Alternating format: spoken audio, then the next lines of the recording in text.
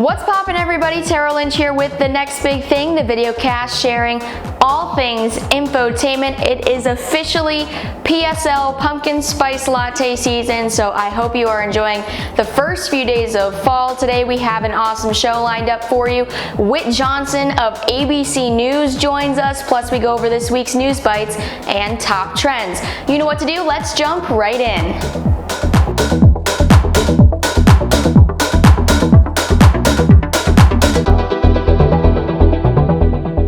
We begin with our news bites, and we start with a battle that is brewing in Washington. After the death of Justice Ruth Bader Ginsburg, debate continues this week whether or not to nominate a new justice to the bench.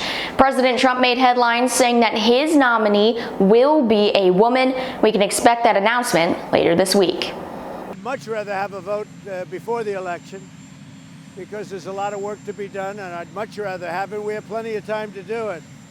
I mean, there's really a lot of time. I'm just doing my constitutional obligation. I have an obligation to do this. So I would rather see it before the election. Republicans are divided on this issue. Some of them want to proceed with President Trump's wishes and get a new justice on the bench as soon as possible. Others are siding with Democrats who are saying we should wait and hold off this process until after November. Former Vice President Joe Biden had this to say. We're in the middle of an election. By the time that vote comes up, if it comes up, there will have been close to 40% of people have already voted. It's a violation of the spirit of the Constitution to suggest that he should not wait until the outcome of the election. As we enter the fall season, we surpass another COVID-19 milestone. 200,000 Americans have died from the disease. No other country has had as many deaths. President Trump estimated back in May that only 100,000 lives would be lost. We have since doubled that number. Cases are rising again in Europe and here at home. Infectious disease experts are monitoring this closely, and they are trying to determine how the pandemic could change in the coming months. Dr. Fauci says these numbers are sobering. The idea of 200,000 deaths is really very sobering and in some respects stunning. Overseas, China came under fire as Facebook had to take down several Chinese-created sites that looked to meddle with the election. Now, officials are saying that these sites were created for both candidates and looked to deepen the divide between both parties. The FBI is also keeping a close eye on Russia as they believe President Vladimir Putin will approve interference operations that look to promote President Trump's re-election. This is very similar to the story we heard back in 2016. Today, I am so excited to welcome in another very accomplished ABC journalist. He has sat behind the desk at World News Tonight and at Good Morning America. He has also been a correspondent for ABC News covering stories from your feel-good everyday story to the coronavirus to the Democratic primaries. Whit Johnson is here, everybody. Whit, thank you so much for coming on The Next Big Thing today. Happy to be here, joining you from my car in my garage to avoid the sound of construction. But I'm happy to be here. New digital age. We were discussing this. We're shooting things vertically. We're doing Zoom interviews from dining rooms and cars, so it's all good. Exactly. So we'll jump into the first question. This weekend, you actually hosted a 90-minute digital pre-show for the Emmys with Eva Pilgrim. So I just wanted to ask you, what was that like, reporting on digital, and how does that differ from your everyday, daily correspondent duties? It was a lot of fun, and it really did highlight, the world we're living in now in so many different ways. Number one, the digital streaming platform is the future, and ABC News, like all the networks, are very much aware of that, and they're trying to do more unique programming and content on our new streaming channel. So this was the first time that we've done like a major awards pre-show on the streaming channel that we did not also broadcast on the network. So it was really fun to be a part of it in that sense. And then you throw on top of it the fact that this is a year unlike any other with the pandemic. There is no red carpet, right? So it's just the three of us socially distanced in a studio, and we are beaming in celebrities and nominees from all around the world who are doing the same thing we're doing, like on a Zoom call. And and that was replacing the red carpet, but it actually made it really fun and I thought humanizing, because these stars were usually everything is perfect for them. Suddenly they're living like the rest of us, in their athleisure wear pajamas, beaming into a major award show and telling us about how their lives have changed in this pandemic and everything that's going on right now. So I actually found it to be really heartwarming. In some ways, it was unique. It was challenging. We had one shot go down, but then it came back with this remarkable story. One of the actors was sitting next to his father who had recovered from COVID-19. So that was part of the story that we never would have had in another year. And, at a time when people are separated from their loved ones, I thought it was just a really special moment. And so we had a lot of fun. It was different, but it's fun, and it was the future. It really just does bring us all together and show that we are not alone through this. But I do want to switch gears right now. I want to talk about your double duties, those days during the summer where you were anchoring Good Morning America in the morning and then going to World News Tonight and sitting behind the anchor desk in the evening. So how did you manage this kind of double turn, and how did you keep your energy throughout the day?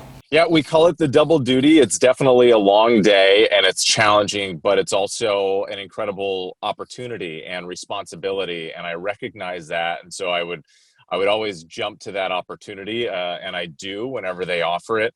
I regularly anchor Good Morning America on weekends. And then from time to time, they'll ask me to fill in the evening. So the schedule changes because I wake up at 2:45 in the morning on Saturday and Sunday to do that show. And Good Morning America. And then I usually wrap up anywhere between 10:30 a.m. or 1 p.m., just depending on the day. So to extend it all the way through to 8 p.m. after World News, it's definitely long, but you just have to trust me. This is a job when we face many moments where we're not getting very much sleep and skipping nights of sleep altogether. And so you just got to find a way to dig deep and re-energize. But it's such an exciting opportunity, and I'm very proud of the people who I work with on both shows. So you got to find that energy somewhere and be ready to go. Exactly. Whether that's coffee or a power nap, you got to find it somewhere. The above. And, turning to 2020, it's been a difficult year for everybody across the planet. It's been a difficult year for journalists as well. So how do journalists kind of ensure that the important stories are getting told, but that they're also getting followed up on so we don't forget? Well, it has been an excruciating year for everybody. I mean, journalists just included. But, in trying to cover the stories, I was in New York City in the beginning of the pandemic, following this story every day for weeks. And as the number of deaths just piled on, and I was at the hospitals where they were seeing horrors like we haven't seen before. So it was this physically challenging, not getting much sleep, working around the clock like on any big story, but emotionally challenging as well, because this was happening all around me in my neighborhood. It was impacting my family and my friends. We had colleagues who got sick. We had colleagues who died, and we know people who died, and that you're suddenly now part of this tragedy. And that's when it gets especially hard, because we're not supposed to be the story, we're supposed to present the story, but yet we're in the middle of this because it's engulfed this entire nation and the entire world.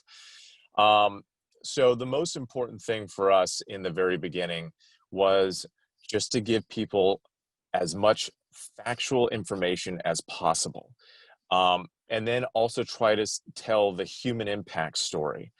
And it was very difficult to do in the early days as so much information was coming out. Anybody who's on their phones, it's like, new information. This is shutting down. This is shutting down. This is changing. That's happening. It was so much.